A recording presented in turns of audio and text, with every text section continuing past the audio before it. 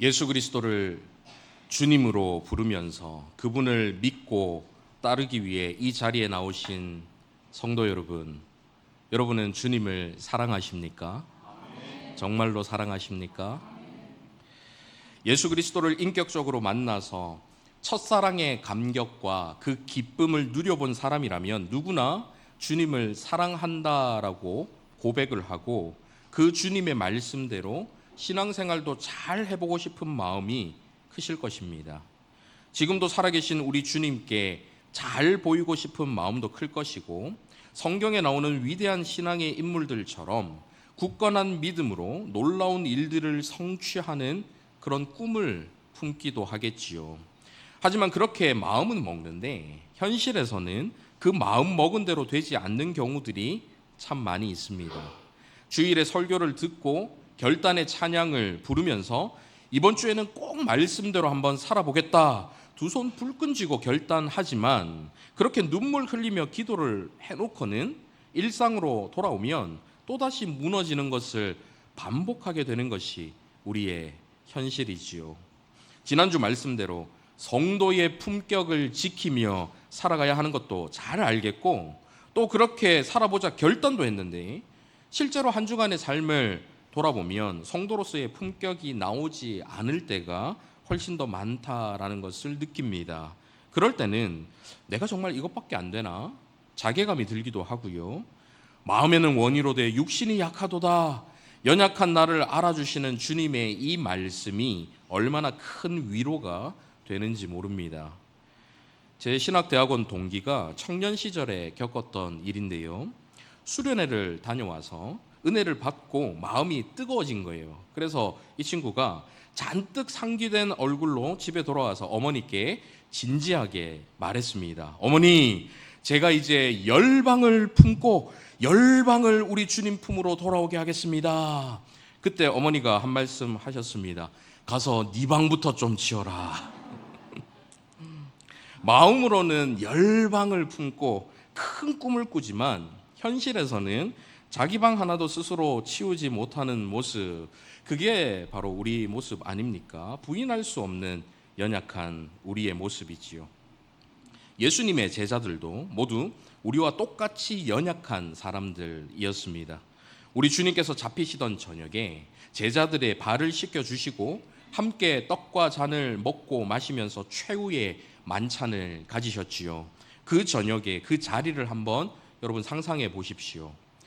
제자들이 자신의 그 더러운 발을 손수 씻겨주시는 주님의 모습을 보면서 얼마나 큰 감동을 받았겠습니까? 잠시 후에 무슨 일이 벌어질지 전혀 알지 못하는 제자들이었기 때문에 그 순간만큼은 정말 마음이 뜨거워졌지요. 그때 예수님께서 말씀하십니다. 오늘 밤에 너희가 다 나를 버리리라. 그 말씀을 듣고 가장 먼저 나서서 큰 소리로 외치는 사람이 있었습니다. 무슨 소리이십니까, 주님? 다른 사람은 다 주님을 버릴지라도 저는 결코 주님을 버리지 않겠습니다. 바로 베드로이지요. 그러자 주님께서 말씀하십니다. 내가 진실로 내게 이르노니 오늘 밤 닭 울기 전에 네가 3번 나를 부인하리라. 그럼에도 가슴이 뜨거운 베드로는 자신만만하게 더욱 힘있게 말합니다. 내가 주와 함께 죽을지언정 주를 부인하지 않겠나이다. 내가 주님과 함께 죽겠습니다. 결코 주님을 부인하지 않겠습니다. 다른 모든 제자도 따라서 똑같이 주님을 부인하지도 버리지도 않겠다라고 말하지요. 현실은 어떻게 되었습니까? 주님께서 잡히시던 그 밤에 제자들이 모두 뿔뿔이 흩어집니다.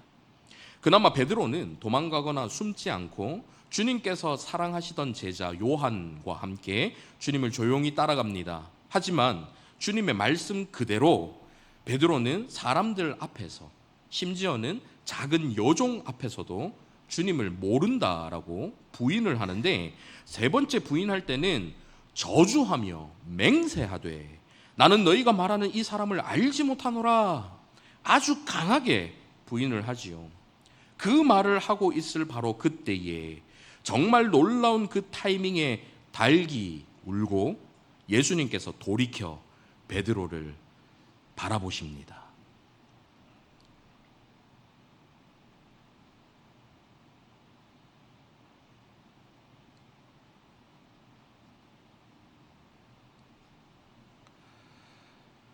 예수님과 눈이 마주친 베드로의 그 심정이 어땠을까요? 내가 주와 함께 죽을지언정 주를 부인하지 않겠습니다. 호기롭게 큰 소리치던 자신의 모습이 얼마나 부끄럽고 가증스럽게 느껴졌겠습니까? 실제로 눈앞에 들이닥친 자신도 함께 죽을지 모른다라는 그 공포 앞에서 나약하기 짝이 없는 자신의 모습을 보면서 얼마나 큰 자괴감이 들었을까요? 그렇게 그 밤에 잡히신 주님께서는 밤새 이곳저곳을 끌려다니시다가 결국 끔찍한 십자가 처형을 당하여 죽음을 맞이하게 되시지요. 베드로 입장에서는 죽을 때까지 잊지 못할 큰 트라우마가 생겼을 것입니다. 그런데 이것이 끝이 아니었습니다. 예수님께서 다시 살아나신 것이지요. 주님께서 다시 살아나신 것은 정말로 다행스러운 일입니다. 하지만 제가 만약 베드로라면 주님께서 다시 살아나신 것이 한편으로는 오히려 더욱 자신을 괴롭고 부끄럽게 만들었을 것 같습니다.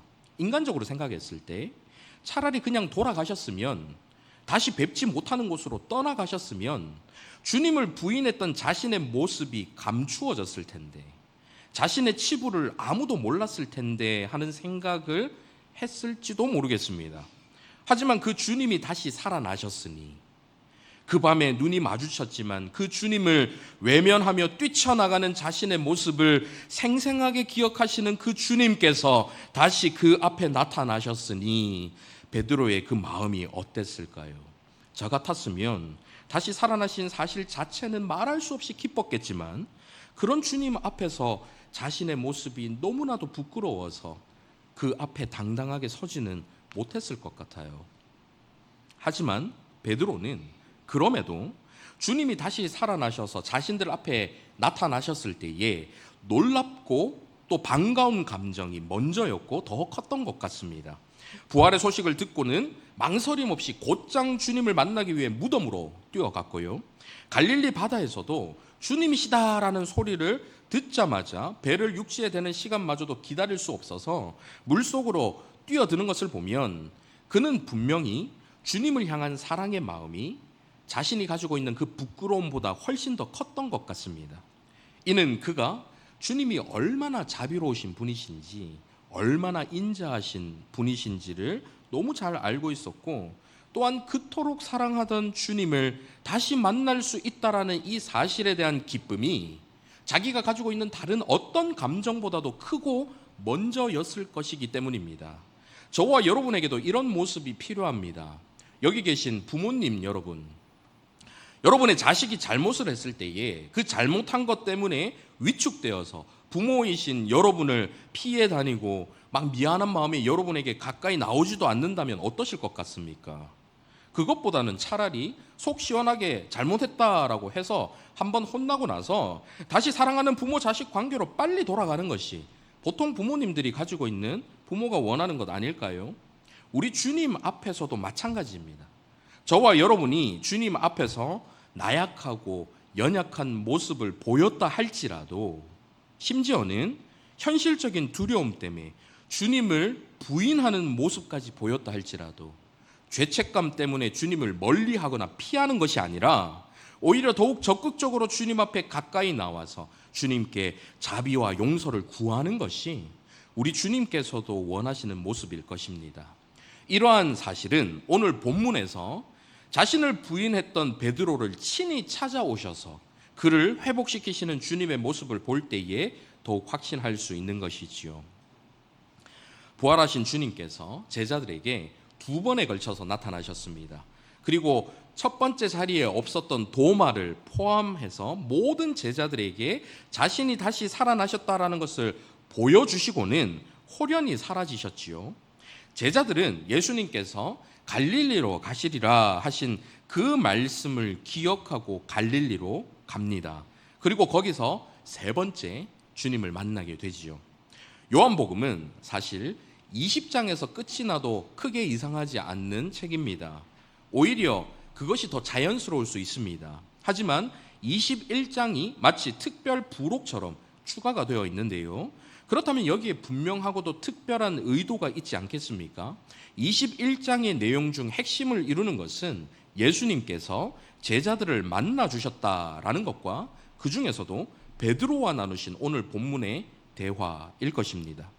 요한은 예수님께서 베드로를 만나 나누신 이 대화를 매우 중요하게 생각했기 때문에 빠뜨리지 않고 21장에 추가하면서 자신의 복음서를 마무리하고 있지요. 그러면서 그 상황을 매우 구체적으로 묘사하고 있습니다. 그런데 그 묘사를 자세하게 보니까 우리 주님께서 베드로와의 대화를 통해 그를 완전히 회복시켜 주시기 위해서 아주 작은 것 하나하나까지 세심하게 신경을 써 주셨다라는 것을 알 수가 있습니다. 먼저 오늘 본문의 상황을 한번 보십시오. 1절입니다. 그 후에 예수께서 디베리아 호수에서 또 제자들에게 자기를 나타내셨으니, 여기서 디베리아 호수라는 것은 갈릴리 호수를 부르는 로마식 명칭입니다. 신약 성경에서 오직 요한복음에서만 나타나는 표현이지요. 갈릴리 호수는 3년 전에 예수님께서 베드로와 안드레를 만나서 제자로 불러주셨던 그 장소입니다. 누가복음 5장 4절 이하를 한번 보십시오. 말씀을 마치시고 시몬에게 이르시되, 여기서 시몬이 바로 베드로이지요. 깊은 데로 가서 그물을 내려 고기를 잡으라. 시몬이 대답하여 이르되, 선생님, 우리들이 밤이 새도록 수고하였으되 잡은 것이 없지만은 말씀에 의지하여 내가 그물을 내리리다 하고, 그렇게 하니 고기를 잡은 것이 심히 많아 그물이 찢어지는지라. 이에 다른 배에 있는 동무들에게 손짓하여 와서 도와달라 하니 그들이 와서 2배의 채움에 잠기게 되었더라. 시몬 베드로가 이를 보고 예수의 무릎 아래에 엎드려 이르되, 주여, 나를 떠나소서, 나는 죄인이로소이다 하니, 이는 자기 및 자기와 함께 있는 모든 사람이 고기 잡힌 것으로 말미암아 놀라고 세베대의 아들로서 시몬의 동업자인 야고보와 요한도 놀랐음이라. 예수께서 시몬에게 이르시되, 무서워하지 말라, 이제후로는 내가 사람을 취하리라 하시니, 그들이 배들을 육지에 대고 모든 것을 버려두고 예수를 따르니라. 베드로를 포함해서 제자들이 예수님을 처음으로 따랐던, 예수님을 처음으로 예수님으로 바라보면서 주님으로 고백하며 그 주님을 따랐던 장면이죠. 밤새 고기를 잡지 못하다가 예수님의 말씀에 따라 깊은 데에서 그물을 내립니다. 상식으로는, 내 경험으로는 깊은 데서 고기가 잡힐 수가 없는데 그곳에서 그물이 찢어지도록 많은 고기를 잡게 되지요. 배 위에서 가르치시는 예수님의 비상한 가르침을 이미 듣고 있었고, 자연의 법칙을 거스르는 특별한 능력을 경험한 시몬 베드로는 그때부터 예수님의 제자가 되어서 예수님을 따르게 됩니다. 그리고는 3년이라는 시간이 흘렀지요. 그동안 많은 일들이 있었고, 특히 십자가라는 엄청난 광풍이 휘몰아치고 난 뒤입니다. 하지만 마치 처음으로 주님의 제자가 되었던 그날처럼 베드로와 다른 제자들이 갈릴리 호수에서 지금 고기를 잡고 있습니다. 오늘 본문 3절입니다. 시몬 베드로가 나는 물고기 잡으러 가노라 하니 그들이 우리도 함께 가겠다 하고 나가서 배에 올랐으나 그날 밤에 아무것도 잡지 못하였더니. 어떤 사람들은 이 장면을 두고 베드로와 제자들이 믿음으로 주님을 따르지 않고 다시 본업으로 돌아간 것이다 라고 하면서, 심지어는 배교 행위다라고 하면서 비난을 하고 또 부정적으로 평가하는 경우도 있습니다. 하지만 저는 베드로가 그런 의미로 고기를 잡으러 가겠다라고 한 것이 아니라고 봅니다. 왜냐하면 부활하신 주님을 베드로가 이미 만났고 주님의 말씀을 떠올리면서 주님을 만나기 위해서 갈릴리 호수까지 갔는데 아무 일 없었다는 듯이 본업으로 돌아갔을 리가 없겠지요. 아마도 베드로 입장에서는 주님을 다시 만날 그때까지 그냥 기다리긴 좀 그렇고 고기나 잡고 있자 했을 수도 있고요. 무엇인가를 먹어야 하기 때문에 끼니를 해결하기 위해서 그렇게 했을 수도 있을 것입니다. 분명한 것은 이것이 주님을 버리고 본업으로 돌아가려 한 행동이라고 보기에는 어렵다라는 것이지요. 그리고 저는 이것이 주님께서 의도적으로 만들어주신 섭리 가운데 행해진 것이라고 확신합니다. 여러분, 영화 감독 중에는 아주 세밀하게 세트들을 구성하고 모든 스토리 구성과 장면들의 의미를 담아서 하나의 의도된 장면 또는 하나의 의도된 사건을 만들어내기 위해서 심혈을 기울이는 감독들이 있지요. 마치 그런 감독이 의도적으로 설치해둔 장치처럼 주님께서 특별한 의미를 부여하시기 위해 의도적으로 이런 장면이 연출될 수 있도록 섭리하신 것 같다라는 것입니다. 그 뒤에 일어나는 일들을 보시면 제가 왜 이렇게 말씀드리는지 알 수 있으실 것입니다. 마이크 소리가 조금 달라졌는데 다시 그전처럼 돌려주시면 좋겠습니다.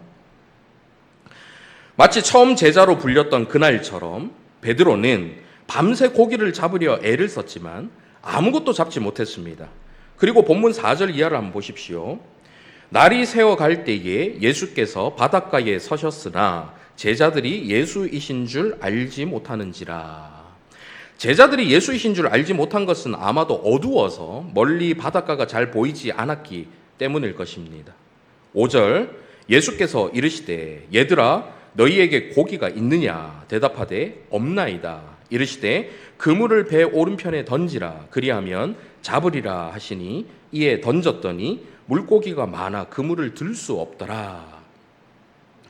예수님께서 하라고 명하신 대로 그물을 던졌더니 물고기가 많아서 그물을 들 수가 없었습니다. 이 장면을 보면서 거기 있는 모든 제자들의 머릿속에는 3년 전 같은 장면이 떠올랐겠지요. 그 중에서도 베드로는 온몸에 소름이 돋을 정도로 그때의 일이 생생하게 다시 떠올랐을 것입니다. 자신이 주님을 따르고자 결단했던 그때, 주님을 따르며 많은 실수들도 하고 심지어 주님을 3번이나 부인했던 평생 씻을 수 없는 상처와도 같은 일이 일어나기 전, 처음 주님을 만나서 강렬한 열망으로 모든 것을 버려두고 주님을 따르겠다 했던 바로 그때로 돌아간 것 같은 느낌이 들지 않았을까요? 베드로 입장에서는 마치 그림을 그리다가 엉망으로 망치고 나서 다시 처음부터 그릴 수 있는 백지를 다시 받은 기분이었을 것 같습니다.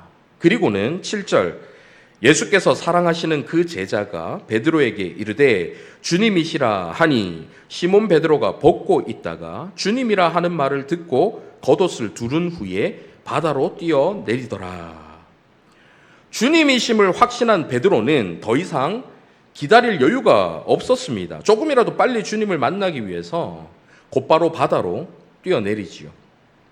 그렇게 육지에 올라 보니까 무엇인가가 있었습니다. 9절 보십시오.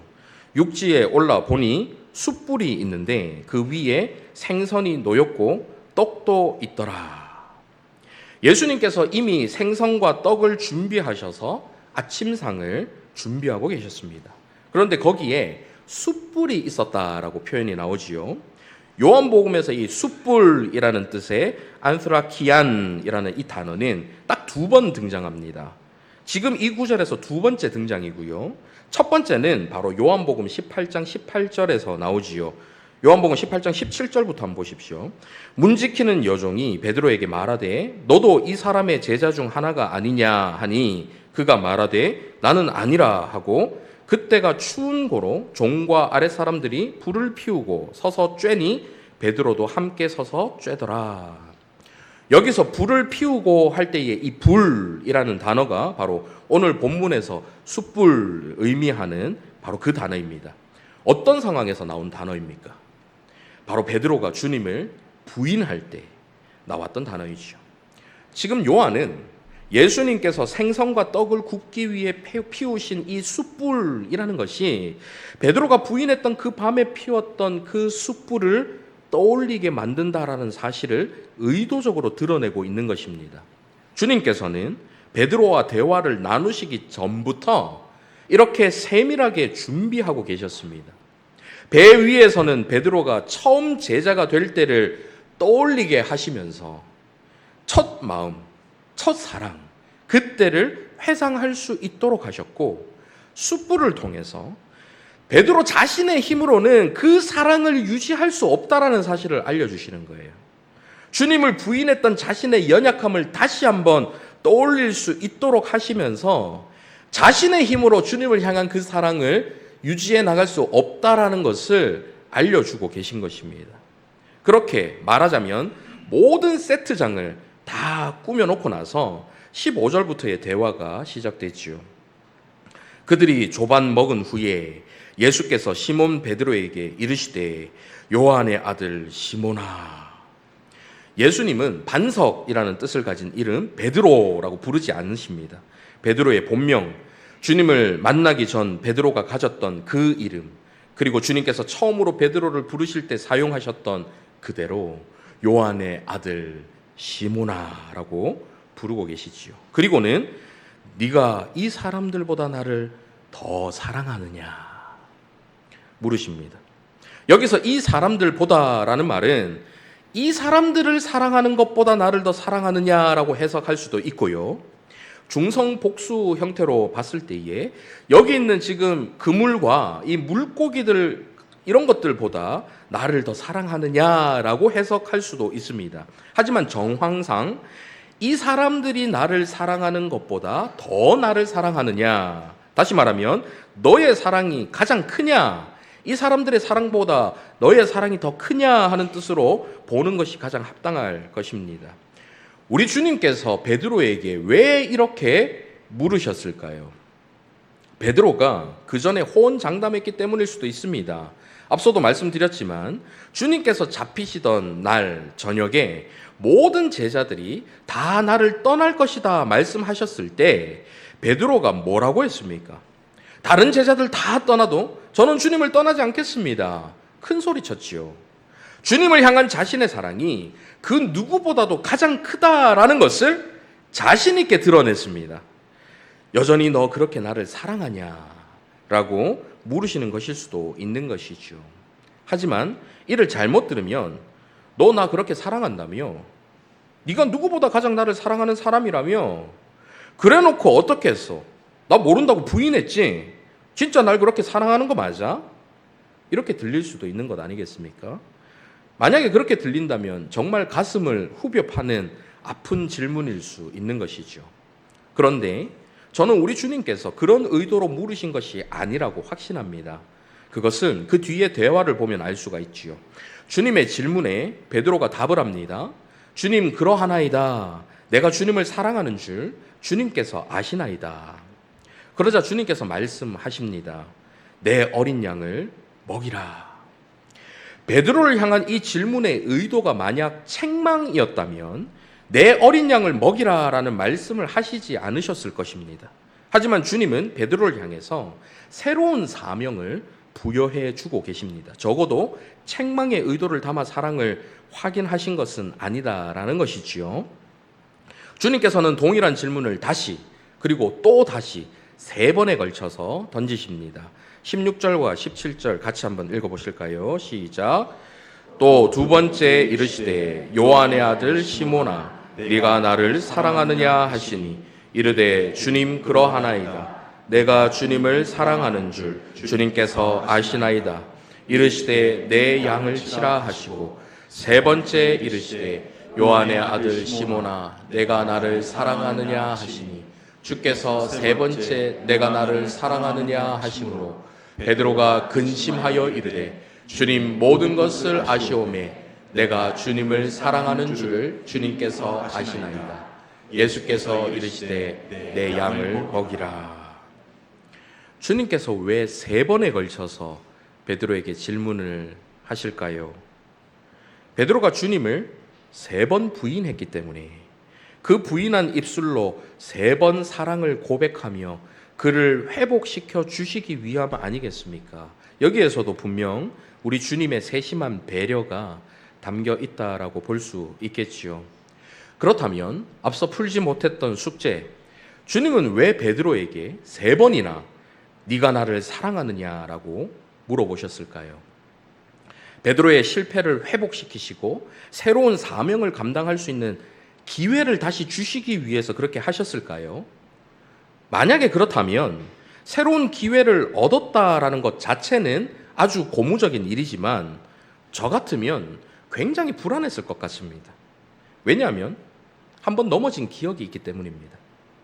자신이 정말로 그 누구보다도 더욱 주님을 사랑한다라고 확신했었는데 너무나도 무기력하게 실패하고 무너져 내렸던 그 기억이 있기 때문이지요. 그래서 또 넘어지지는 않을까, 또 실패하지는 않을까. 그래서 이렇게 기회를 다시 주신 주님을 또다시 실망시켜드리면 어떡하지? 오히려 두렵고 불안했을 것 같습니다. 그래서 제게는 주님의 이 질문이 너 나 사랑하니?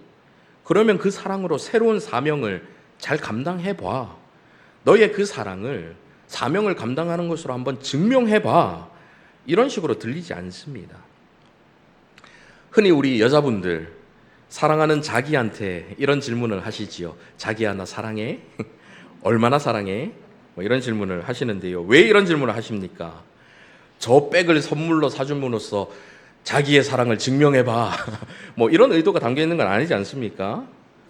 자신을 향한 상대방의 사랑을 확인하고 싶은 의도가 담겨 있겠지요. 그런데 그 질문에 전제되어 있는 것이 있습니다. 그것은 질문을 하는 사람이 상대방을 그만큼 사랑한다라는 것이 전제되어 있습니다.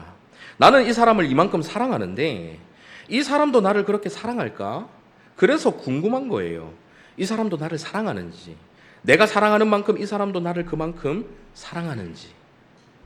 만약에 상대방을 사랑하지 않는다면 그 질문 자체를 하지 않을 것입니다.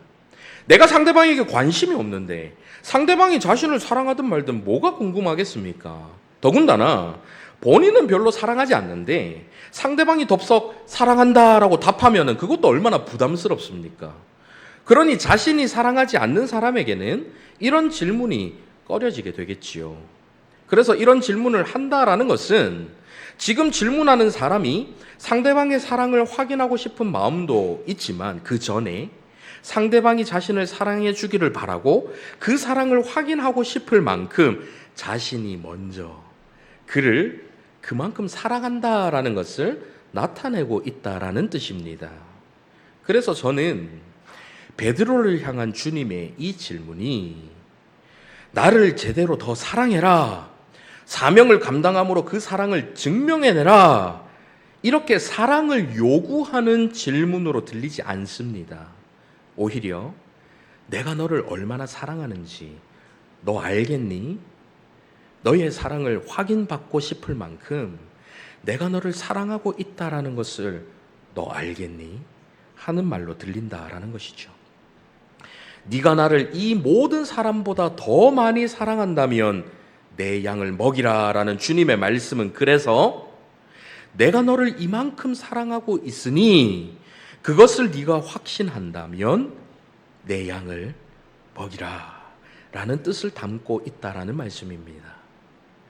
우리가 주님께서 주시는 사명을 감당할 수 있는 힘은, 성도의 품격을 지키며 살아갈 수 있는 힘은 주님을 향한 우리의 사랑이 아닙니다. 주님을 향한 우리의 사랑을 어찌 믿습니까? 그 사랑을 어찌 의지할 수 있습니까? 은혜 받고 뜨거울 때는 뭐든 할 수 있을 것 같지요. 다른 사람들 다 주님을 버리고 떠나도, 다 주님을 부인해도 주님 저는 그렇게 하지 않겠습니다. 주와 함께 죽을지언정 주님을 부인하지 않겠습니다. 그런데 그게 얼마나 가나요? 얼마 동안은 그렇게 뜨겁게 사랑하다가도 한순간에 식어서 주님을 버리고 떠나고 부인하는 것이 저와 여러분이 외치는 우리의 연약한 사랑입니다.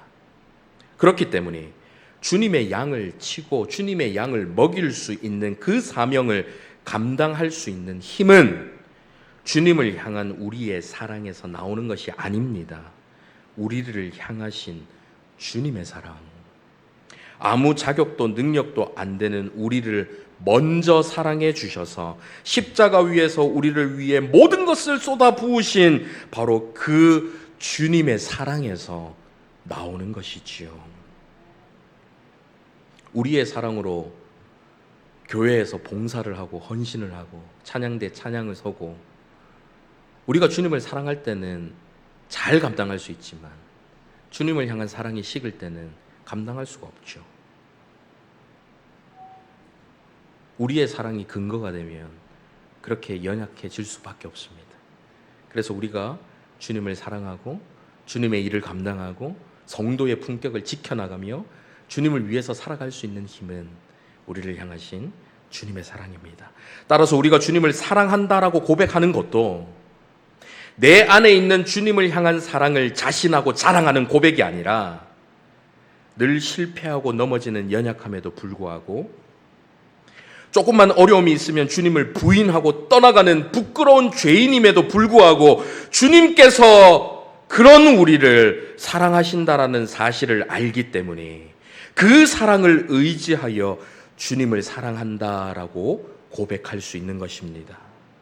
기다려주시고 참아주시고 용서해주시고 다시 회복시켜주시는 주님의 그 사랑 없이는 우리의 사랑이라는 것이 아무것도 아니다라는 것을 고백하는 것, 그것이 바로 주님 사랑합니다라는 우리 고백 가운데 들어가 있는 진짜 뜻이지요. 그러니 베드로처럼 자신의 나약한 사랑에 대해서 근심하면서도 주님 모든 것을 아시오매 내가 주님을 사랑하는 줄을 주님께서 아시나이다 고백할 수 있는 것입니다. 어릴 때는 주님을 정말 사랑한다고 생각했습니다. 세상 그 무엇보다도 주님을 더욱 사랑한다라고 생각했습니다. 그렇게 사랑하기 때문에 주님을 위해서 살고 주님을 위해서 죽을 수도 있을 거라 자신했지요. 하지만 나이가 조금씩 들면서 주님보다 더 사랑하는 것이 하나둘 생기기 시작합니다. 뜨거웠다 식었다를 반복하면서 주님을 향한 나의 사랑이 일관되지 못하다라는 것을 발견하기 시작합니다. 주님을 더욱 사랑해야지 결단했다가도 매번 또 넘어지고 실패하는 것을 경험하면서 주님을 향한 나의 사랑이 얼마나 보잘것없고 연약한 것인지를 깨닫기 시작하지요. 그래서 이제는 더 이상 주님을 사랑합니다. 주님을 세상 그 무엇보다도 더 사랑합니다. 제가 죽을지언정 주님을 버리지 않고 부인하지 않겠습니다. 어느 누구의 사랑보다도 주님을 향한 제 사랑이 더욱 큽니다. 이런 고백을 자신 있게 할 수가 없습니다. 말로는 그렇게 고백하지만 현실 속에서 일상으로 돌아가면 나의 그 사랑이 얼마나 작고 미약하고 연약하고 허접한 것인지를 알기 때문입니다. 이런 저를 다시 회복시키시는 질문은 네가 나를 사랑하느냐라는 말 속에 담겨있는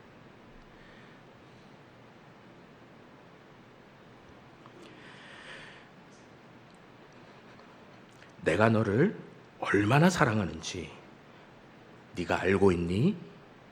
하는 질문입니다.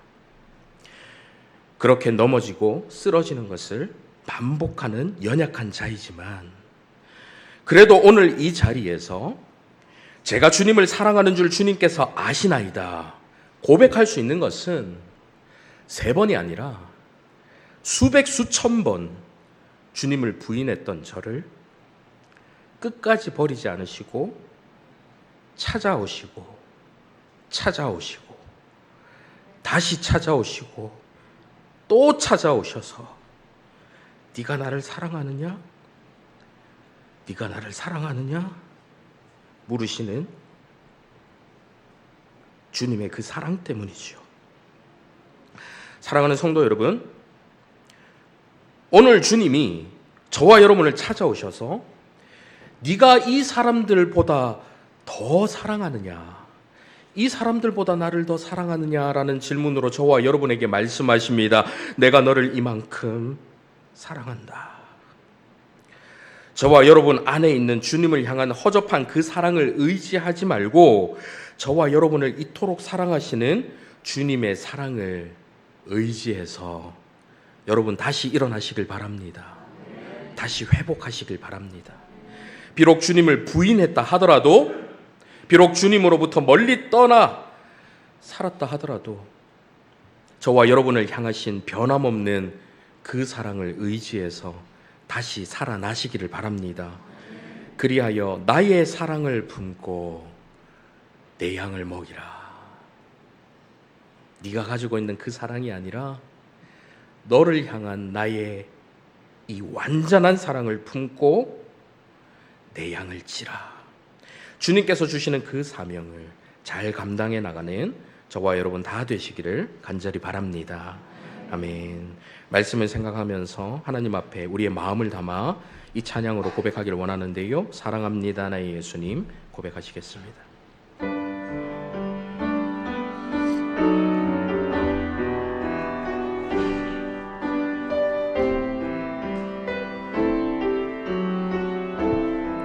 사랑합니다. 사랑합니다 나의 예수님 사랑합니다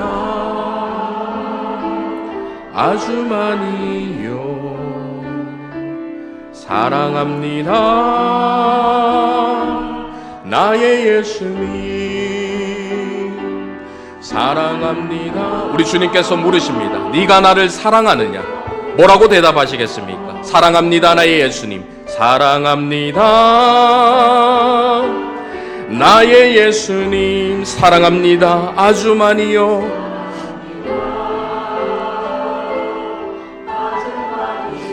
사랑합니다 나의 예수님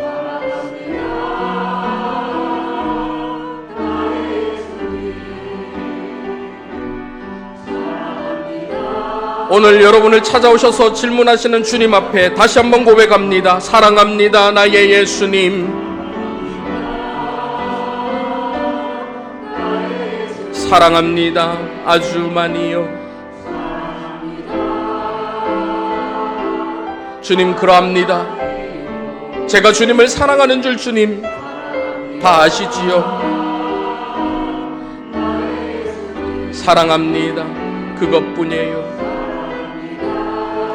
비록 연약한 사랑이지만 사랑을 고백하는 저와 여러분에게 주님께서 말씀하십니다. 사랑한다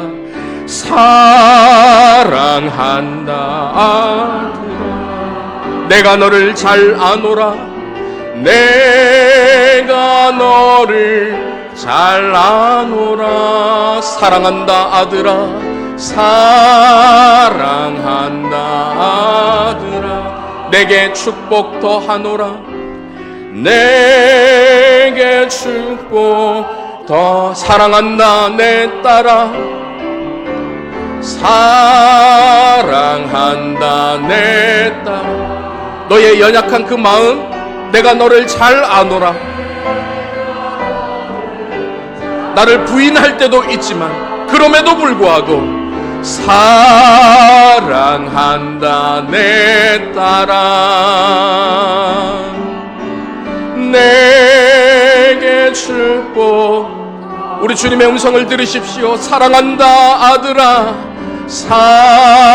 사랑한다 아들아 내가 너를 잘 아노라 내가 너를 잘 네가 나를 사랑하느냐라는 질문에 담겨있는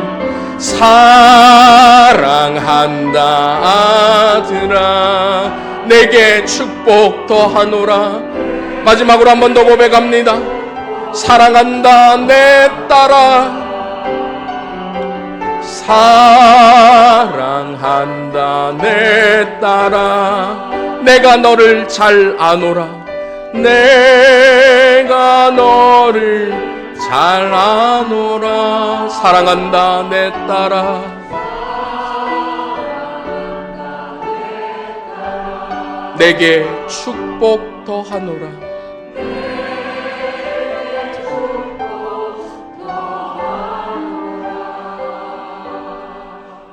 이 시간 말씀을 생각하며 함께 기도했으면 좋겠는데요.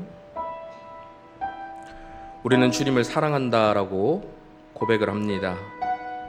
그리고 주님을 더욱 사랑하게 해달라고 기도를 하지요. 사랑한다고 고백은 하지만